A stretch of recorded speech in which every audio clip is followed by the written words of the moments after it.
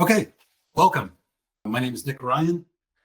This is From Basics to Breakthroughs, Marketing Pain Practices in the Age of AI. I'm kicking off a webinar series for 2025 that the American Society for Post-Surgical Pain is putting on. We've got a lot of really great speakers coming up this year, a lot of really interesting topics. I think everybody's going to be very interested in all of it.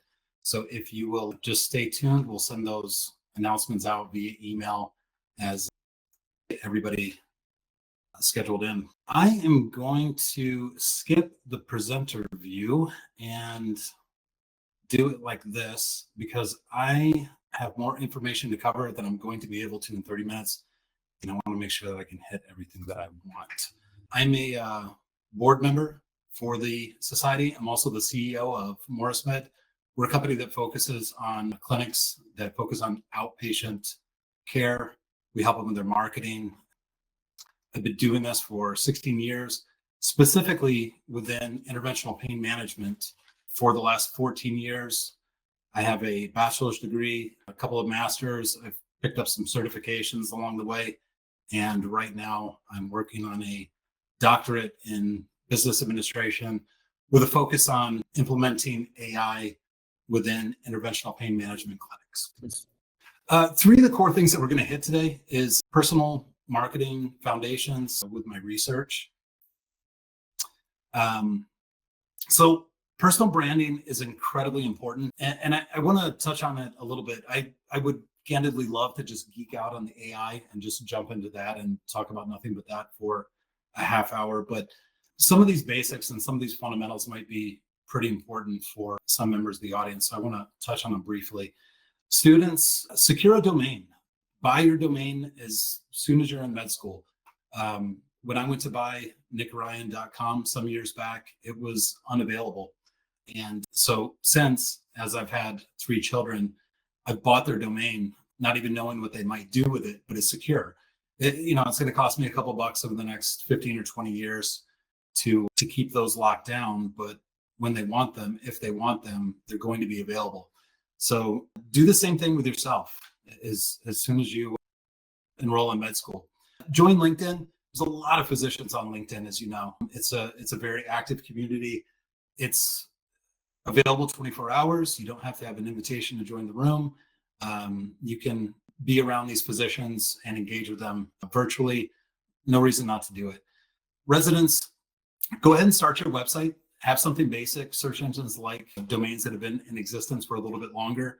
And you can start sharing some of your learning experiences. You can do it on the website so that you start to build some content. You've got a little bit of a blog, and you can start to share some of your learning experiences on LinkedIn as well, because now you're at a different level of your career than you were as a student when you're just kind of perusing LinkedIn. Fellows, if you go through a fellowship, start gathering endorsements. I mean, you're taking an extra optional step in your career, and there's a lot of benefits that come along with that. Gather those endorsements, put them on the website. And at this point, you really want to have a really tight public-facing bio. If you want to go into private practice directly out of your fellowship, you can actually start positioning your personal website as the clinic website.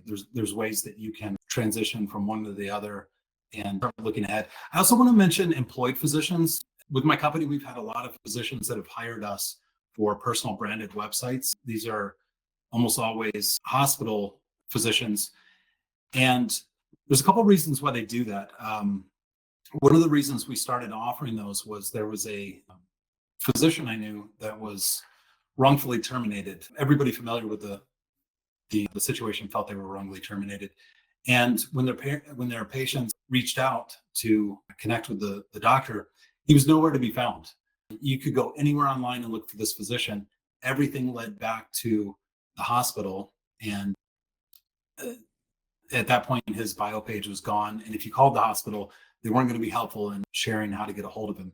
But if he had a professional website, he could have set up shop the very next day. I mean, logistically, that's not really possible. But in theory, he could have set up shop the very next day, one step outside his restrictive covenant. All of his patients could have found him, and he would have been able to start doing business again as quick as he could and as quick as he wanted. A lot of the physicians that buy those websites from us, they are doing it for a little bit of leverage. Some of them, when it comes time to negotiate their benefits, their salary, their hours, their bonuses, their things like that, they find those negotiations go a little bit different when the clinic or the hospital administrators know that they've got the ability to market themselves and they're not always relying on the hospital. Some of them like just having a peace of mind backup plan. So I wanted to touch on those things, something to think about. A couple of things that I'm going to hit is this concept of a value equation. If you take nothing else away from this webinar, this would be the key thing. I could talk about it for a couple of hours. I'm going to try to stay on target, stay on time, but it's exciting. So it's a really powerful framework that helps us understand what truly drives patient decisions and satisfaction. You know, coming from an MBA background, there's all kinds of different ways to explain or quantify or articulate what value is. I mean, some of them are very simple. You know, value is quality divided by cost. You know, and it's sometimes simple things are good. If you're at the home store and you're trying to figure out what hammer to buy, then quality divided by cost probably makes quite a bit of sense. You know, quality plus service divided by cost. The equation gets a little bit more fancy. You know, there's multiple ways. I can keep showing you different models, but the one I love the most was created by this guy, Alex Hormozy. He's a serial entrepreneur, pretty well known online. And his equation for representing value is the dream outcome times the likelihood of achievement divided by time delay multiplied by the effort and sacrifice. And I added some green plus signs because you want to maximize the things at the top, and some red negative signs because you want to minimize what's at the bottom. I also want to bring home the idea that it is the perceived likelihood of achievement. It is the perceived time delay. It is the perceived effort and sacrifice. So when we're going to talk about things that relate to your clinic, relate to your business, your opinion of those things not quite match what the patient's is. And they're ultimately the ones that are going to decide where it is that they want to go. And that can be a little bit of a frustration point at sometimes, but it can also be an opportunity. So the dream outcome, that's what the patient hopes to achieve, like significant pain relief, returning to daily activities, things like that. They're bringing that to the table. That's nothing you have to create for them. That is in their own imagination. The other ones are the ones that you can influence, the likelihood of achievement, in enhancing trust, minimizing time for consultations, treatment and recovery, the perceived effort and sacrifice, and the treatment itself with doing business with your clinic. And I'll unpack these in a little bit more detail. I want to emphasize the reason why this can be kind of valuable. Let's take two different examples here. One would be the value of a weight loss plan, and one would be the value of a weight loss pill. On the left, the font has been treated a little bit. Likelihood of achievement goes down with a weight loss plan. People don't think that they're going to stick with it as much. Time delay, the effort and sacrifice, going to the gym, getting up, going through those workouts, you can see that it drives the value down. This has less value. Weight loss pill, what's the likelihood of achievement? Pretty good.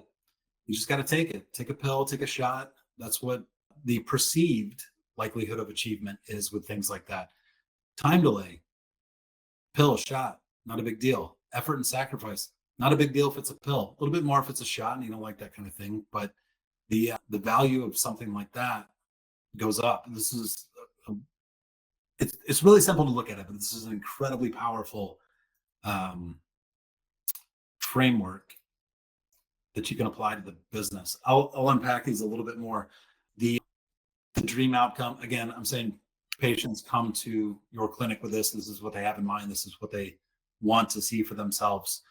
You know, you want to listen intentionally during the intake process when you're interacting with the patients. You want to frame up treatment options within the context of that dream outcome. and you want to use language that will resonate with them. Now, I'm certainly not suggesting that anybody would uh, tell their patients that all their dreams are going to come true if that's not realistic. We certainly wouldn't want to do that, but none of your patients are going to complain if you listen intently and share things that are within the best of your ability that map to that dream, and do all of that while using language that speaks directly to them. The perceived likelihood of achievement.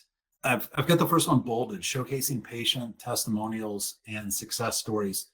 This is incredibly valuable, incredibly valuable. Years ago, I didn't feel the same way, but it's very important. And this is how we make decisions. What restaurant are you going to go to? What are you going to buy on Amazon? Unless somebody is giving you their account of the product or service, this is how we figure those things out. And if two very similar clinics in the same geography have drastically different reviews, patients are going to make decisions based on that, and they're going to go to one over the other. It doesn't mean that the one clinic is better than the other, but that is the way that it will be seen. That is how it will influence that decision. So it's incredibly important.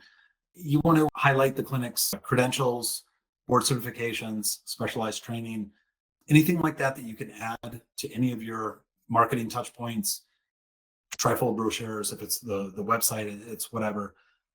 Yes, patients aren't always going to know what those things mean. They might not know what it means to be board certified, but if they're comparing two different websites and one of them has these icons that signal credibility, it matters, and they're going to make decisions based on that. If somebody wanted to take the time and put the effort into it, they could track and report before and after ODI scores, and just literally say, this is what people are like when they come to my clinic, and this is what they're like after treatment. This is the difference. Things like that could be extremely powerful in changing their perception of what is the likelihood of achievement. Time delay, tightening responses between new patient inquiries, streamlining internal scheduling protocols, pre-educating patients, identifying and eliminating friction points. This is stuff you can do across the entire practice. And hopefully, after you've seen this value equation, some things will be drawn to your attention. Like people say, you don't notice good design, you only notice bad design. You don't notice good service as much as bad service, that kind of thing. But you'll start to notice how other businesses are doing things, and you'll think like, wow, this was actually really easy for me to book an appointment. Like, my clinic should be this easy. How the paperwork is handled, all of these different things. As much as possible, the clinic shouldn't feel like the DMV. It should feel, Apple Store or Louis Vuitton or something in that direction. Effort and sacrifice. First thing is to revisit every bullet point from time delay, because there's quite a bit of overlap with those. Simplifying administrative processes, insurance verification.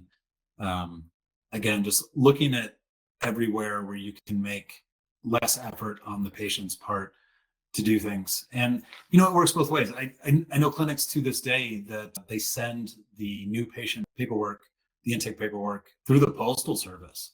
A human gathers all the pages, organizes them, puts them into an envelope, puts a stamp on the envelope, puts it in the mailbox. To me, just the amount of effort that the clinic has to go through, the amount of effort that the patient has to go through, these clinics will put all of this resources into marketing. You've got somebody that wants to do business with you. They want you to help them. And to me, it just blows my mind when somebody's response is like, all right, we're going to put something in the mail. When all of that stuff these days can be streamlined, it can all be made digital. It can all be made significantly faster. Ruthlessly applying the value equation across every aspect of a pain clinic's operations, from marketing and intake to treatment and follow-up, can lead to extraordinary results. That is very true. It's also a way to differentiate yourself. If there's only so many different ways that clinics can compete, because if you're insurance based, that kind of is what it is. You're not going to be able to compete on price. So then it's Well, what are the chances that, what's the likelihood that I'm going to get a good result here? Do they speak to me in terms of, what it is that is my dream outcome? Those kind of things. Hopefully that equation makes a little bit more sense in that context. Talking about applying it to your practice, let me give you an example of that with regard to your clinic website. So this is kind of a standard services page that you might see on a clinic website. Let's say we want to click into the back pain page. This is pretty standard of what you would find on a clinic's website page. I've got the page is pretty long, so I've got it broken down into thirds here. But is my back pain serious? What causes back pain? How do I diagnose it? I mean, there's a lot of information here. You've got the hero shot. You've got you're hitting a couple of different age groups and demographics. You got a video. I mean, it really seems like everything's all here.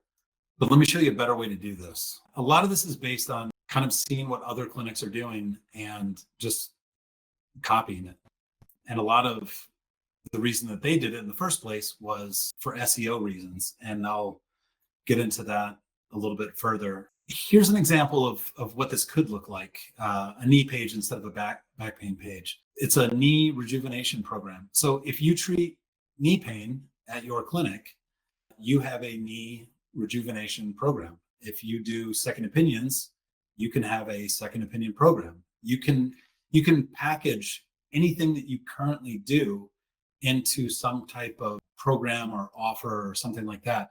And this program, this isn't a doctor with a cash pay clinic. It's nothing like that. It's business as usual, but it is packaged differently. And let's say you were looking at two different clinics that did the same thing, and one of them just has a knee pain page and it's got the information like we saw on the back pain page. Or, well, this doctor has a knee rejuvenation program. That sounds pretty cool. That sounds like the kind of thing that I would want. It's already grabbing them from the very beginning.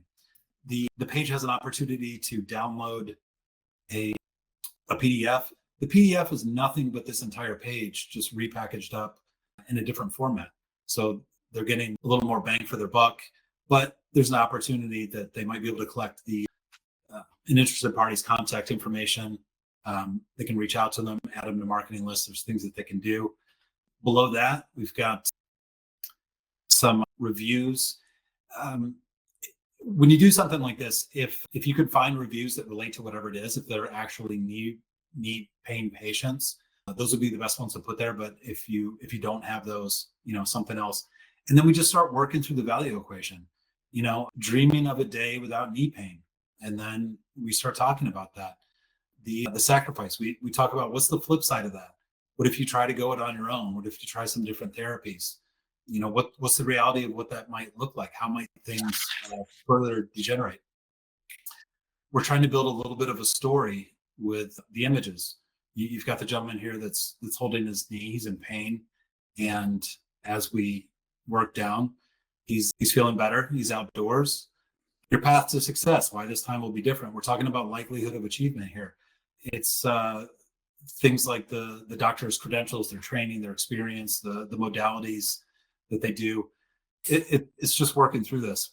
And all along the way, you see these green buttons where because this is a long page, not everybody's going to go through all this, but at any point, they can click a button and contact the clinic. All right, I'm going to try to stick to time, so I'm going to try to push through this a little bit faster.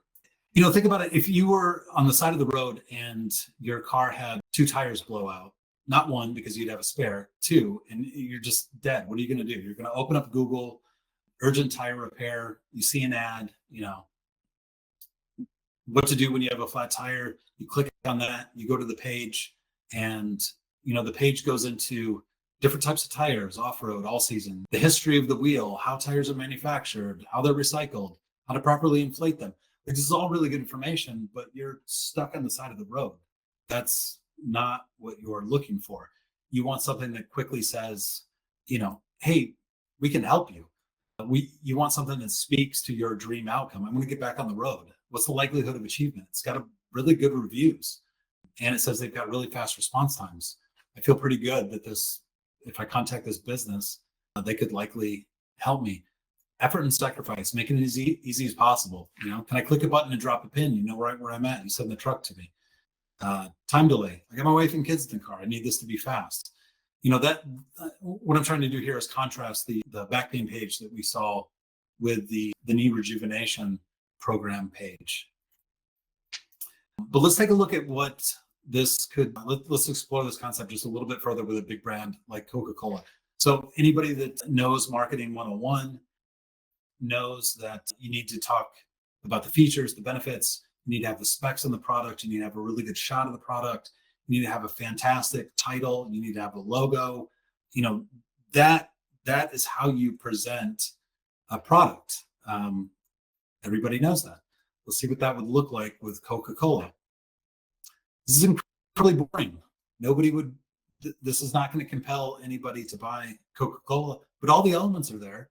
The tagline's there, the hero shot, the benefits, the logo, everything's there. Again, trying to illustrate the two clinic pages that we looked at. But let's look at what Coca-Cola actually does. This is it. It's a fantastic photo that's aimed at resonating with a particular demographic or culture or city or area in a certain way. You got the logo, so it's Coca-Cola, and it says taste the feeling. So that's what works for them, and I hear they're doing pretty well. When you're designing your website, a couple of points real quick. Assume the patient has no idea who you are, doesn't know what you do, doesn't know how it works. They're in a rush and they have a third grade education. Some of that might sound a little ridiculous, but people that are highly trained, highly educated can forget what it's like to not know what they know. People are in a rush. People are distracted. And the final point about third grade education, sure, that's not the majority of your patients, but it's presenting in that way isn't talking down to anybody. It's just meeting people at their level. And that's actually going to help communicate with a wider audience. And it's, the people that have a better command of the English language, I'm not going to take offense to it. They're going to be able to digest it that much faster and scan through it that much easier. A lot of people are reluctant to do that, but there's been a lot of studies where people have lowered the writing level of, let's say, an ad, and it gets more effective. It works. Simple service listings versus program-based presentations. Like I said, whatever you do, you can articulate it as a program, as some type of package or offer or something like that. It just makes it more enticing. I talked about SEO a little bit and the back pain page being designed with SEO in mind. My company hasn't offered SEO services in a number of years, just because we kind of saw the direction this was going. SEO is getting cannibalized by what's called GEO, that's generative engine optimization, optimizing for search engines. You're already starting to see that, where if you go on Google, you search for something, you're starting to see the result at the top that's AI generated. And there's a drastic reduction in traffic to websites. So, you could think, well, you could offer GEO services, but we know that GEO is going to be cannibalized and killed off by AI assistants. That's already happening. People are going to Gemini, ChatGPT, and they're conducting their searches there. And eventually it's going to get replaced by autonomous AI agents. You'll just say, book an appointment for me, and it'll take care of the whole thing. The payment, searching out the provider, they're going to do absolutely everything. And that's coming, and that's coming very soon.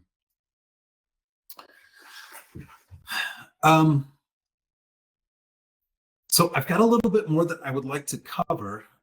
If anybody wants to put in the chat, perhaps, if you would like to keep going, or if you would like to conclude here. Arun, if you would have a look at any of those incoming messages and just let me know if everybody's cool with going for a couple more minutes. I know we started late, but there's a couple more things that I'd like to try to breeze through. I'll close it out here, and I'll just add to put a bow on the end of all of this, that there's some significant AI advancements that are happening right now There's a lot of ways that AI can be able to help you with the reviews. I touched on the importance of that. There's a lot of ways that AI can help.